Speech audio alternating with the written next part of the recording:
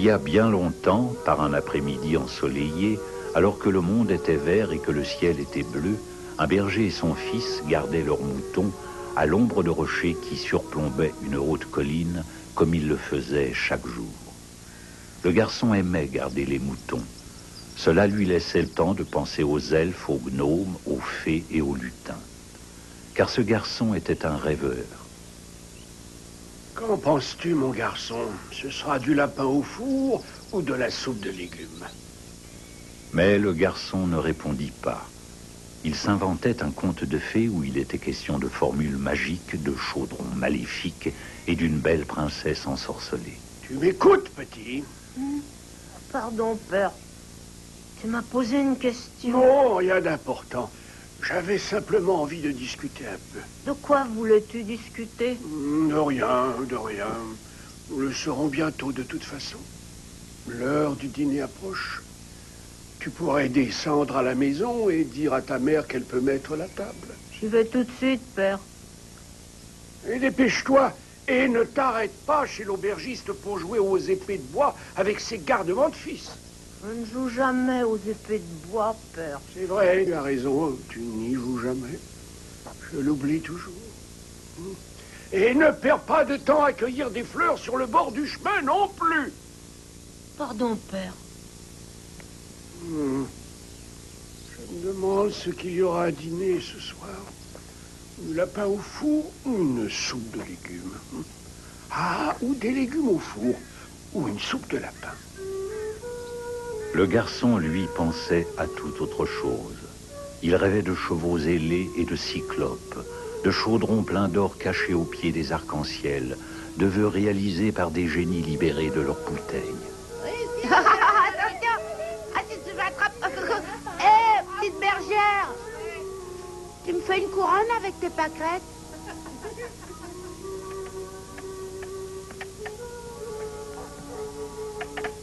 Hé, la petite bergère, elle sent bon tes fleurs!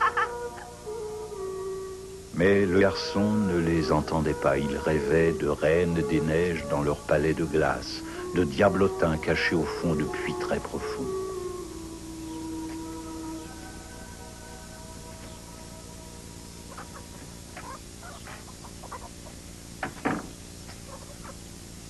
Tu rêvasses encore.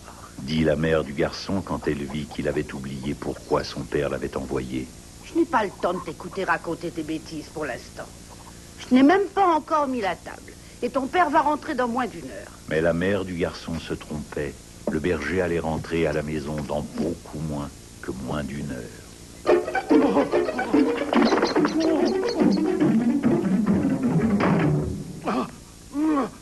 Eh bien, qu'est-ce qui t'arrive? Oh, c'est affreux. Sur la colline, c'est affreux. Et il se mit à expliquer comment, alors qu'il était au sommet de la colline, assis comme chaque jour à côté de la caverne, quelque chose avait soudain commencé à gémir et souffler, gronder et grogner, rugir et hurler, le vacarme le plus terrible qu'il ait entendu de toute sa vie. Gémir et souffler, gronder et grogner, rugir et hurler. Oh là là. Ça, par exemple. Ne t'inquiète pas, père. C'était seulement un dragon. Ah, bon, c'était un dragon. Mais les dragons décapitent les gens d'un coup de dent. Oh, pas tous. Répliqua le garçon qui connaissait très bien la question, puisqu'il avait souvent rencontré ces créatures fantastiques dans le monde de son imagination. Certains sont très gentils. Je peux y aller si vous voulez. Je vous dirai ce que c'est exactement. Je t'interdis de faire une chose pareille. Je ne veux pas que tu reviennes à la maison en ayant perdu la tête. Ou pire encore, que tu sois mangé tout cru et que tu ne reviennes pas du tout.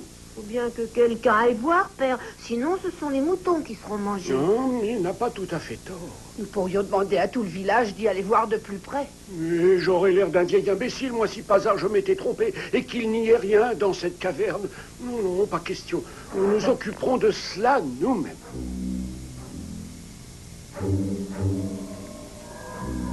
Mais le berger ne s'était pas trompé, car pendant ce temps, dans la caverne qui surplombait la colline, quelque chose d'étrange et de sinistre se cachait.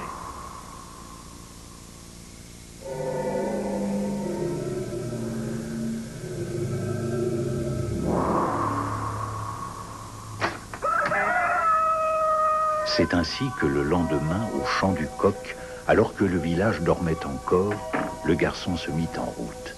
Il ne s'arrêta pas en chemin pour cueillir des fleurs des champs. La tentation de ramasser quelques champignons était trop forte pour qu'il y résiste, mais cela ne le retarda qu'un instant. Un petit moment plus tard, il arrivait devant la caverne. Oh, je ne savais pas que les dragons renaient. On en apprend tous les jours. Bonjour, mon garçon. Bonjour, dragon.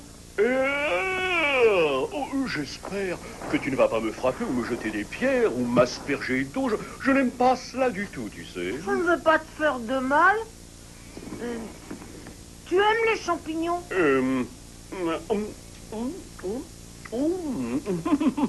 C'est délicieux. Je venais seulement voir à quoi tu ressemblais. Au dragon ressemble à un dragon, cela me semble évident. Je voulais aussi savoir pourquoi tu faisais tant de bruit hier soir. J'ai ronflé. Oh, comme c'est impoli de ma part. Tu sais, je ne ronfle pas souvent. Oh, je te demande pardon. Tu vas rester longtemps ici? Je ne saurais le dire pour l'instant, je n'y ai pas encore beaucoup réfléchi, mais je dois l'avouer, cette caverne est une assez agréable résidence au premier abord, très calme, très tranquille, bien mieux que ma dernière demeure. D'où viens-tu? Oh, je viens de très très loin d'ici, mon garçon, du pays où vivent les autres dragons, mais il m'était impossible de rester parmi eux. Pourquoi? Tu sais comment sont les dragons, toujours à s'agiter, à parler sérieusement, ils aiment faire peur, se battre, rôder dans le désert comme des fantômes, marcher au bord de l'océan et chasser les chevaliers de la région et être chassés. Ils ne tiennent pas en place. Je suis tout à fait différent. Moi, j'aime manger régulièrement et ensuite m'adosser à l'ombre d'un rocher et faire une petite sieste d'1 heure ou 2. C'est mon esprit qui est actif, vois-tu. Je pense toujours à quelque chose. À quoi penses-tu? As-tu déjà essayé, seulement pour t'amuser, de composer un petit poème?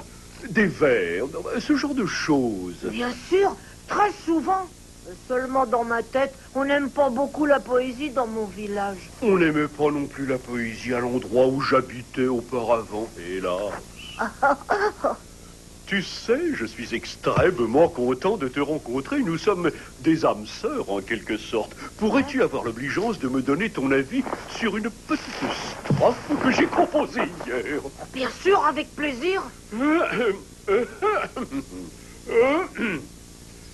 Il était une fois un dragon extraordinaire, et que tous trouvaient très affectueux. Il n'était pas vraiment bleu, il n'était pas vraiment vert, il était le vert, tout comme la mer.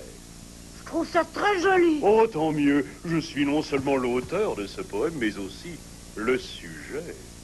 C'est un poème autobiographique et il n'en existe pas beaucoup, je me permets de le souligner. C'est très bien. Merci beaucoup.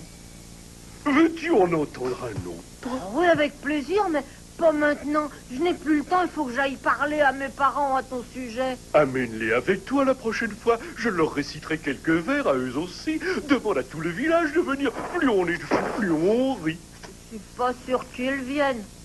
Je suis pas du tout sûr qu'ils comprennent, ni qu'ils te laissent rester ici, d'ailleurs. Je me demande bien pourquoi. Tu es un dragon avant tout. Et pour eux, ça fait de toi un fléau pire que la peste noire. Un monstre terrifiant. Tu es un des pires ennemis de la race humaine. Je n'ai jamais rien entendu d'aussi ridicule, mon garçon. Je n'ai pas le moindre ennemi dans le monde entier, crois-moi. Oh, il y a un dragon sur la colline. Il y a un dragon sur la colline. Il y a un dragon sur la colline. Un dragon sur notre colline? Oh. Il est dans la caverne. Je l'ai entendu gémir et souffler, gronder, grogner, rugir et hurler. Il est énorme, il est plein d'écailles. Il a les dents pointues et les griffes acérées. Il ne nous manquait plus que ça, un dragon. Les dragons sont la pire calamité dont un village puisse être affligé. Ouais, Quel malheur, il vous enlève la tête d'un coup de dent, alors. Il vous enlève la tête, et ensuite, il vous la mange, la tête. Il vous enlève la tête, il vous la mange, et ensuite, il vous avale tout entier. Oh, sur la colline, il passe son temps à manger la tête des patrons, quelle horreur! Miam, miam. Il les avale en entier d'une seule bouchée. Les bras, les jambes, et tout le reste d'un coup de mâchoire. Il n'est pas comme les autres dragons. C'est un gentil dragon. Ça ne sert à rien de rester là à discuter. Il faut faire quelque chose. Il n'y a qu'une chose à faire pour se débarrasser d'un dragon, cher voisin. La seule solution, c'est de le tuer. Le détruire. Mais comment on se débarrasse d'un dragon? On lui tend un piège ou quoi? Eh ben non, on l'empoisonne. Non, non, non. Il faut le tailler en pièces. Ou bien il faut demander à un chevalier courageux de le faire à votre place. Voilà. Oui, mais on va. Ouais, ce qu'il faut faire. Un chevalier? Oui, c'est le travail d'un professionnel. Ce n'est pas le genre de choses que l'on fait soi-même. Mais où il se trouve ton professionnel? Écoutez-moi, Je m'en suis déjà occupé, cher voisin. J'ai envoyé chercher le chevalier le plus courageux qui soit. On applaudit bien fort notre ami Saint-Jean.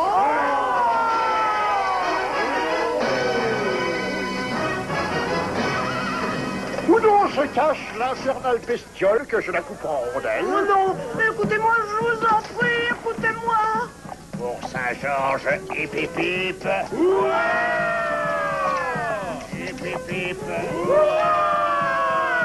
Hip hip hip.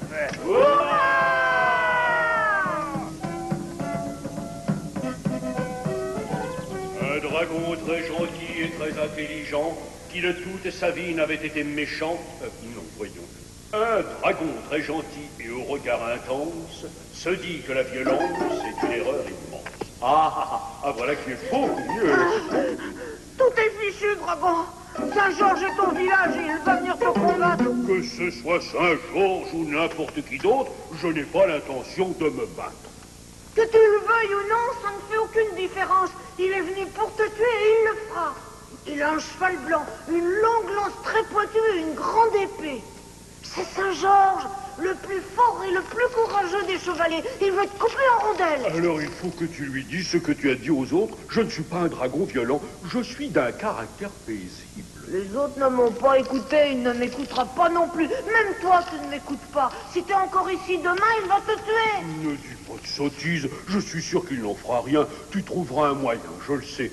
J'ai entièrement confiance en toi, mon garçon. Tu es tellement débrouillard. J'espère seulement qu'il ne viendra pas trop tôt demain matin. Je dois avoir le temps de finir le poème que je prépare pour lui. Mais dragon...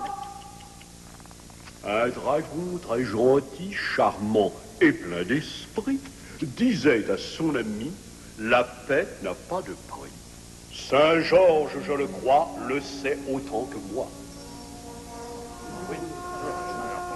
Pendant ce temps, Saint-Georges lui-même, comme c'était la coutume pour tous les chevaliers, s'était enfermé seul pour se recueillir et se concentrer sur le combat mortel qui se préparait.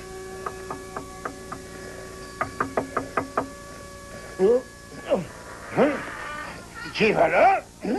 Puis-je entrer, Saint-Georges? Je voudrais vous parler au sujet du dragon. De quoi s'agit-il, petit? Entre-temps, viens-tu me demander de te venger de ce monstre terrifiant? Encore un récit dramatique de l'injustice s'acharnant sur un pauvre orphelin.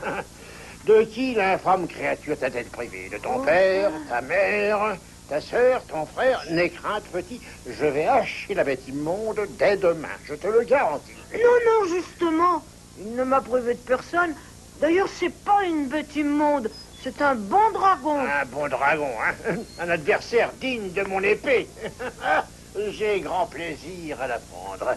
Un dragon de 10 mètres crachant le feu comme une forge. Un bon dragon comme je les aime. J'ai souvenir d'un jour où Maître Mélion, le seigneur Crispin et moi-même avons vu 3 bons dragons au fond d'une vallée. Courons sus à l'ennemi, dit Maître Mélion. Et Taillot, Taillot, cria Crispin.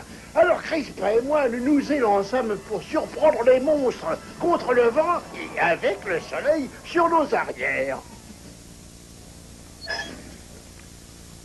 fait-il vraiment 10 mètres de haut, hein?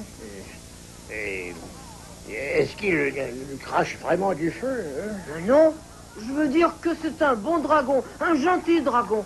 C'est mon ami, et il est poète. Un dragon poète, hein? Oh, oh. Assieds-toi, mon garçon, assieds-toi. Ils ne sont pas du tout de ton avis, dis donc, là dehors. Tu sais, ils disent que ce dragon vous enlève la tête d'un coup de dent. Ça ne m'étonne pas, ils disent qu'ils les arrangent. Les combats, c'est leur plus grand plaisir. Se battre à coups de poing ou tuer un dragon, pour eux, c'est la même chose. Je parierais qu'ils vous ont dit quel héros vous étiez et comment vous alliez défendre la justice et l'honneur. Oui, En passant devant une fenêtre, avant d'arriver ici, je les ai entendus qui pariaient que le dragon allait gagner. Il pariait que le dragon allait gagner. Oh. Ouais. Oui, alors, dans quel monde nous vivons? Parfois, je me surprends à penser que la méchanceté et la cruauté ne se trouvent pas seulement dans le ventre des dragons. Enfin, quoi qu'il en soit, je suis Saint-Georges et lui, c'est un dragon. Je ne vois pas comment éviter le combat. Je suppose que tu ne peux pas te débrouiller pour trouver une solution. Hein? Un petit arrangement. C'est exactement ce qu'a dit le dragon. Ah bon? Vous croyez tous les deux que je vais tout arranger?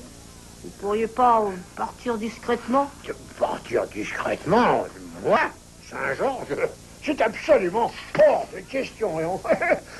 Il est poète, dis-tu. Est-ce qu'il fait de bons poèmes? Pas mauvais. Il y a une chose que vous pourriez faire. Ah oui, quoi donc? Bien, il n'est pas encore très tard. Le combat n'aura lieu que demain. Vous pourriez aller le voir. Aller voir le dragon? Affronter le feu de l'ennemi? Défier l'infernale créature dans son antre? Mais non, lui dire 2 mots simplement. Je suis désolé, mon petit, mais ça ne se fait pas. Voilà. Et puis, comment filer d'ici sans que personne ne nous surprenne? Mais personne ne m'a vu entrer. Et il y a une porte là derrière.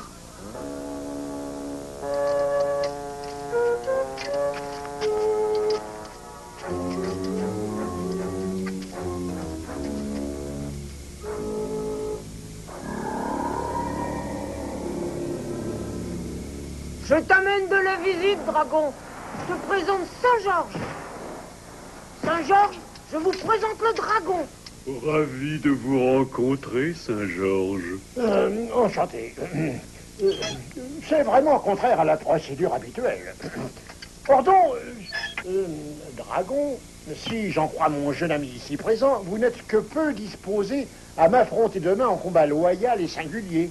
Si c'est au stupide échange de coups dont il a été question que vous faites référence, votre jeune ami a raison. Eh bien, c'est une honte. Si vous n'y voyez aucun inconvénient, je préférerais de loin vous réciter quelques vers que j'ai composés sur le thème de la violence en général. Mais nous n'avons pas le temps, enfin. Et si vous faisiez un petit effort pour l'admettre, vous lui diriez que vous n'avez pas envie de vous battre, vous non plus. Pas envie de me battre, moi? Tu t'y battes, mon garçon. Demande donc à Maître Mélion si j'ai jamais tourné le dos à une bagarre. Interroge le seigneur Crispin quant à ma bravoure et ma vaillance. Je nous revois encore par ce bel après-midi ensoleillé sous un ciel d'azur à nul autre semblable. Les sabots de nos montures martelant la prairie couverte de rosée. On est cœur! Criait Crispin, ce guerrier farouche. Un rayon de soleil touchant la pointe de nos lances comme nous les baissions pour l'assaut. Pas envie de me battre, moi? Oh, sottise. Enfin, si je n'avais pas ce rhumatisme au coude et cette arthrite à mon genou, à l'endroit où mon armure laisse passer l'humidité, mais non, je me battrai. Je suis le grand Saint-Georges. Et si vous avez peur de m'affronter, monstre, vous n'aurez de salut que dans la fuite. M'enfuir?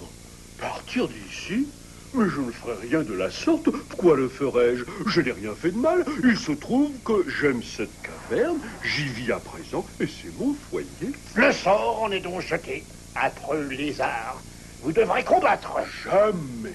Mais vous ne pourrez tout de même pas rester sans bouger quand je chargerai sur le champ de bataille. Voyons, vous ne pourrez pas continuer à réciter des poèmes pendant que je vous piquerai les côtes. S'il est de votre nature perverse de vous comporter de cette façon, je ne crois pas avoir vraiment le choix. Mais tout le village sera là. Tous attendront un spectacle. Vous ne voudriez pas les décevoir. Certains seront venus de très loin. Et pour couronner le tout, j'aurai l'air idiot.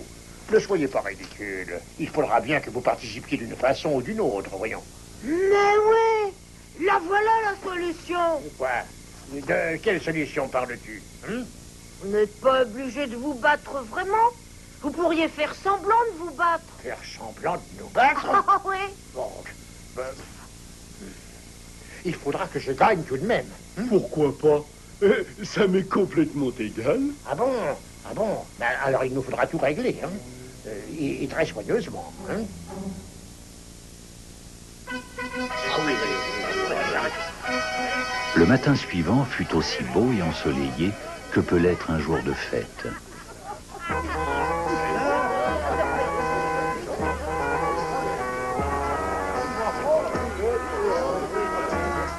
Il a le fagnon de Saint-Georges, le fagnon de Saint-Georges.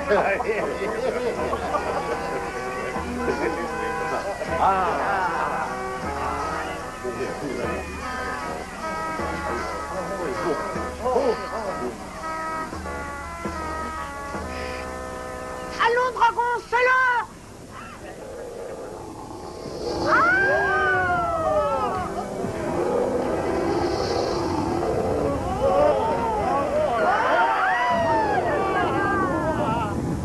Oui, très bien, dragon.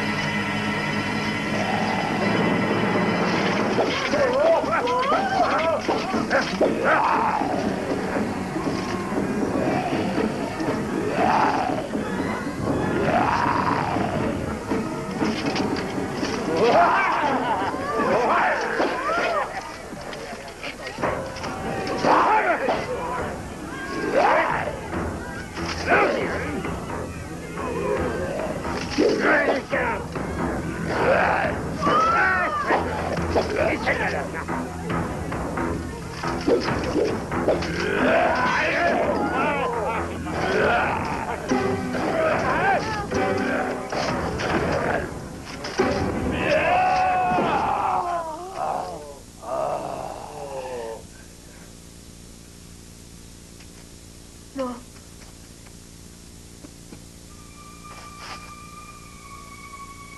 Dragon.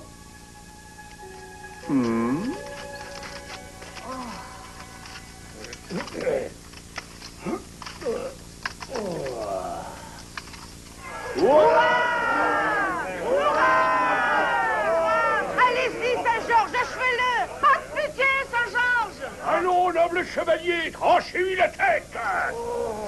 Vengez tous nos amis qu'il a mangé tout cru. Non, vous vous trompez. Il n'a jamais mangé personne. Oh, il l'aurait fait s'il en avait eu l'occasion.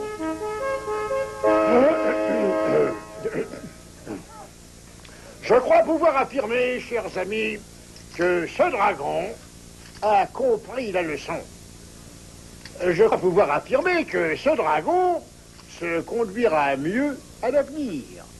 Je crois pouvoir affirmer qu'il fera honneur à votre village. Et je crois pouvoir affirmer qu'il est temps que l'aubergiste ouvre ses portes. Ouais!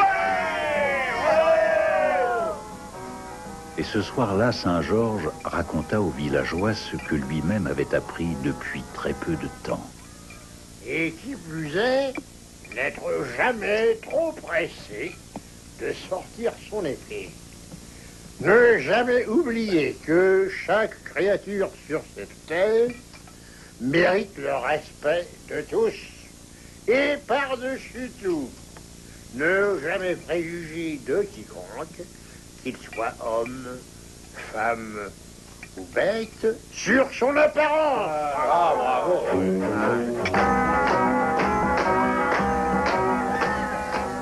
Les réjouissances continuèrent ainsi jusque tard dans la nuit. On remplit les chopes, on chanta des chansons, et le dragon fut enchanté d'être invité aux festivités. Il avait bien sûr préparé un petit poème spécialement pour cette occasion. Un dragon très gentil, charmant et plein d'esprit, qui ayant voyagé avait beaucoup appris, se dit qu'il était temps qu'il trouve un logement. Et vous l'avez compris, cet endroit, c'est ici. Et pour en terminer, je voudrais ajouter que de cette journée, j'ai été enchanté. Vous êtes tous si gentils que vous serez ravis quand je vous aurai dit que je compte rester ici. Merci.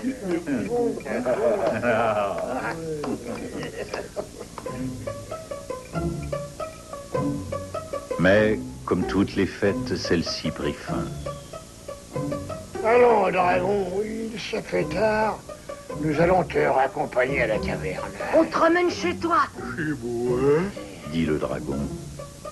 il est temps de rentrer chez moi.